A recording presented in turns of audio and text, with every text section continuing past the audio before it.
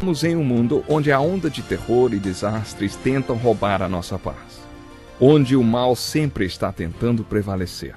Mas vemos pela palavra de Deus desde o Antigo Testamento que o cuidado de Deus para com aqueles que o temem e o buscam é muito real e permanente. Fique atento a mais um programa Encontro com a Palavra. Aqui apresentamos a palavra de Deus como resposta a todas as mais difíceis questões da vida. Agora com você, Pastor Edson Bruno.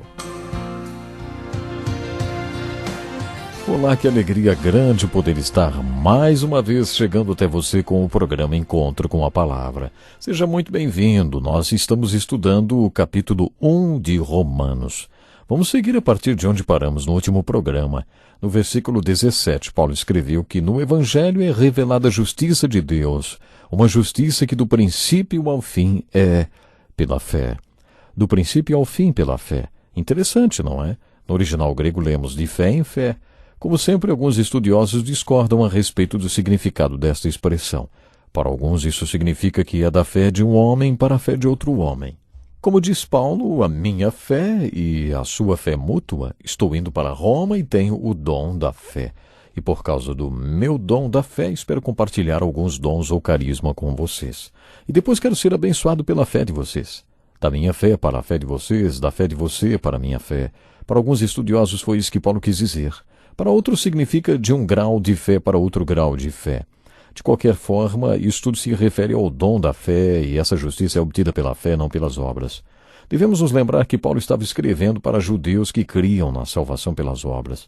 Judeus que criam que se obedecessem à lei seriam salvos. Isso fica bem claro nos capítulos 2 e 3. Mas podemos entender por que eles criam desta maneira. Lá atrás, no Velho Testamento, os profetas encerraram alguns dos seus livros, como, por exemplo, o livro de Deuteronômio, de Josué, de Levítico, com sermões marcantes. Vocês devem lembrar, pois hoje lhes ordeno que amem o Senhor, o seu Deus, andem nos seus caminhos e guardem os seus mandamentos, decretos e ordenanças. Então vocês terão vida e aumentarão em número, e o Senhor, o seu Deus, os abençoará na terra em que vocês estão entrando, para dela tomar posse. Se todavia o seu coração se desviar e vocês não forem obedientes e se deixarem levar prostrando-se diante de outros deuses para adorá-los. Era assim que os profetas colocavam e Paulo afirmou que assim foi estruturada a lei. O objetivo era obedecer à lei para obter conquista. Mas o que Paulo destacou aos romanos foi que Deus jamais pretendeu que fôssemos salvos pela obediência da lei. O seu propósito ao nos entregar a lei foi provar que jamais poderíamos cumpri-la e que teríamos que pensar em outra saída para sermos salvos. Paulo estava explicando que esse era o propósito da lei. Mas o que o início desta carta realmente diz é que o Evangelho revela a justiça de Deus, a qual é experimentada de fé em fé, como está escrito, o justo viverá pela fé. Antes de mais nada, vamos nos concentrar mais uma vez na palavra justiça. O Evangelho de João começa com um prólogo, no qual João conta a respeito do que seu Evangelho trata. Depois do prólogo, João começa a tratar do assunto que se propôs abordar. No final do Evangelho, João relata tudo o que já escreveu. Este é um bom método para estruturar um sermão, uma palestra ou qualquer outra coisa. Na minha opinião, o versículo 17 do capítulo 1 de Romanos é o prólogo de Paulo para tudo o que argumentou nesta carta. Nele, Paulo fala sobre o que escreverá e dissertará para nós. Depois, a maneira lógica, bem organizada e brilhante, ele concluiu aí dessa maneira, o argumento relatando tudo o que escreveu. À medida que ele conta o que vai escrever, fala o que é a justiça de Deus, que Deus é justo, Deus é reto, Deus é a definição do que é certo e justo. Este é o seu ser, a personificação da justiça e do que é certo. Deus é justo. Ao usar a palavra justiça, Paulo está falando do que Deus é. Esse é o assunto dos próximos capítulos. Observe isso ao estudar principalmente os 4 primeiros capítulos nos quais Paulo fala que a justiça de Deus exige que sejamos justos, porque ele nos criou a sua própria imagem, e por isso devemos viver esta semelhança. Deus é justo. E como devemos ser a imagem e semelhança, porque ele nos criou para este propósito, ele exige que sejamos justos. Mas aí, Paulo dá um passo adiante ao falar sobre a ira de Deus ser revelada contra toda injustiça. Por causa da essência do seu ser e do que ele é, Deus tem que condenar a injustiça. Porque Deus é justo, ele exige que sejamos justos e condena a injustiça. Ele tem que fazer isso. A seguir, Paulo se dispõe a dizer o que Deus sabe. Deus sabe que você e eu jamais poderemos ser justos o suficiente para alcançarmos a salvação, para atingirmos o padrão divino de justiça. Nem em 1 milhão de anos nós vamos conseguir isso. Pense naqueles que tentam se salvar por si mesmos, que acreditam na salvação pelas obras. Existe muita gente assim. Acompanhando a argumentação de Paulo, vemos que esse assunto passa a ser o foco do livro de Romanos. Deus sabe que nem em 1 milhão de anos conseguiríamos ser justos o suficiente para alcançarmos a salvação. Na carta aos Gálatas, que é uma versão resumida da carta aos Romanos, Paulo afirma que se a justificação for pelas obras da lei, então Cristo morreu em vão. É um argumento muito bom.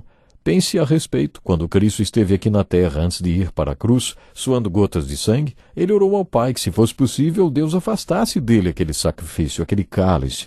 E o Pai respondeu que não era possível. Ele teria que ir para a cruz.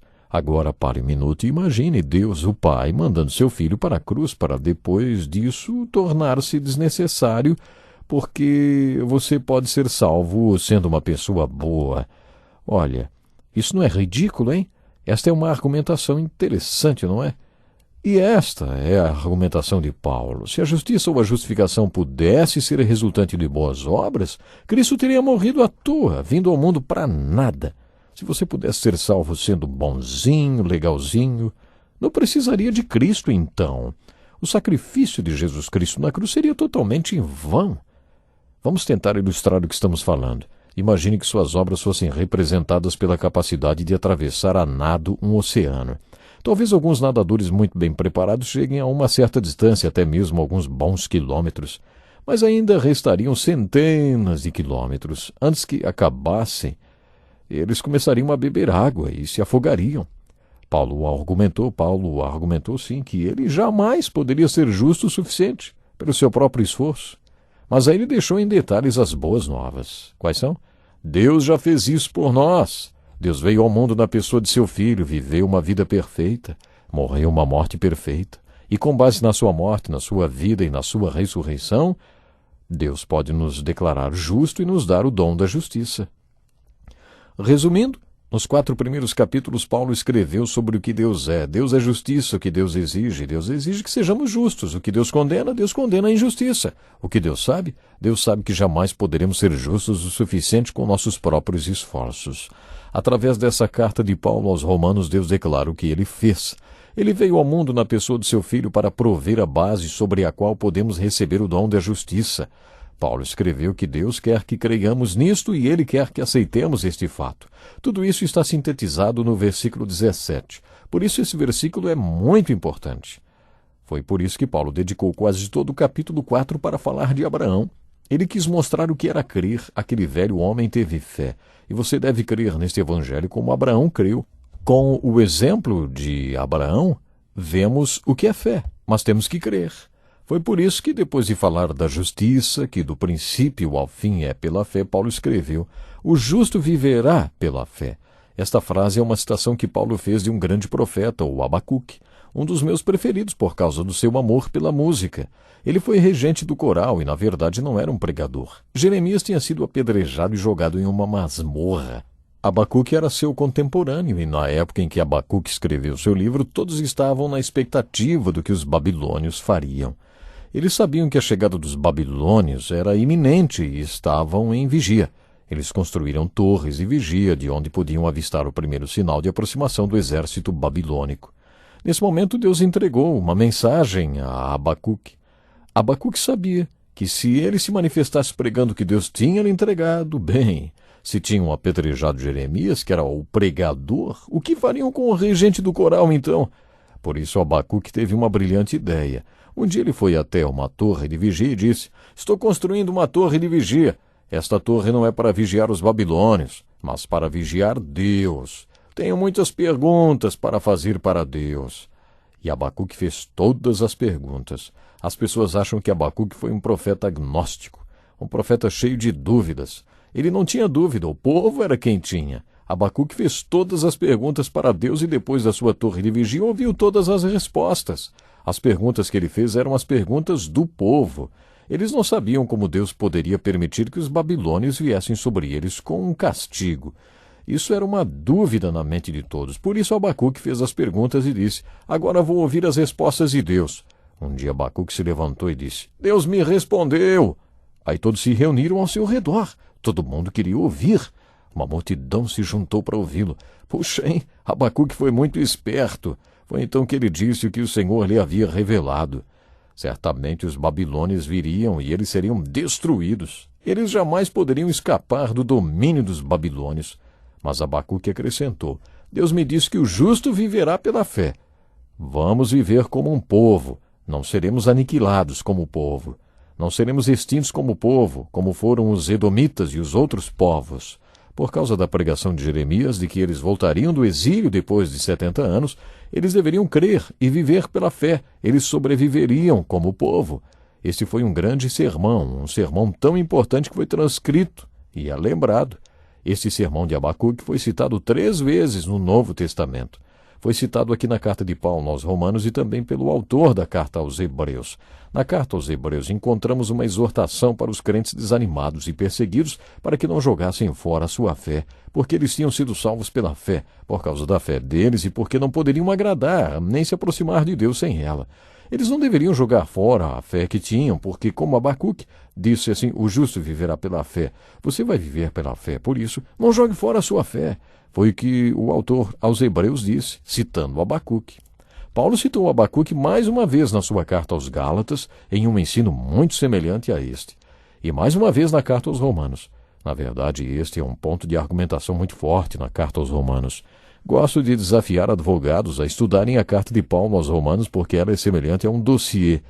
Ela é muito lógica, a apresenta como que, vamos dizer, um documento jurídico, com argumentações da mente de um homem da lei. Mas preste muita atenção ao versículo 17 do 1º capítulo, no qual Paulo dá detalhes sobre o que argumentará. Ele diz: a justiça de Deus, o dom da justiça que ele nos deu pela fé, é revelado no Evangelho, e é conquistado pela fé do princípio ao fim. É por isso que mal posso esperar para chegar em Roma e pregar o Evangelho para vocês também. Pessoalmente, eu adotei esta interpretação do que Paulo escreveu. Da fé do pregador para a fé daquele que ouve e crê no Evangelho, o justo viverá pela fé. Paulo estava se referindo a sobreviver como povo. Ele estava falando sobre viver eternamente, sobre viver espiritualmente de salvação plena pela fé. A salvação não é pelas obras. Era sobre isso que Paulo estava falando, porque a maioria dos judeus que lesse essa carta em Roma cria que a salvação era pelas obras. Por isso a argumentação de Paulo foi muito enfática. Não pelas obras, mas pela fé. E o justo viverá da fé. Que interessante, hein? Você, meu ouvinte, está vivendo pela fé? Que Deus possa lhe abençoar grandemente. No próximo programa, nós vamos continuar. Até lá. Que lição importantíssima. Obrigado, pastor Edson Bruno. Prezado ouvinte, coloque em prática o que você ouviu aqui. Sem dúvida, sua vida será grandemente abençoada. Este é um estudo escrito pelo Dr. Dick Woodward, na voz do pastor Edson Bruno. Escreva-nos e solicite o material. Nosso endereço é Encontro com a Palavra, Caixa Postal 2011, CEP 89201-970, Joinville, Santa Catarina. Até o nosso próximo Encontro com a Palavra.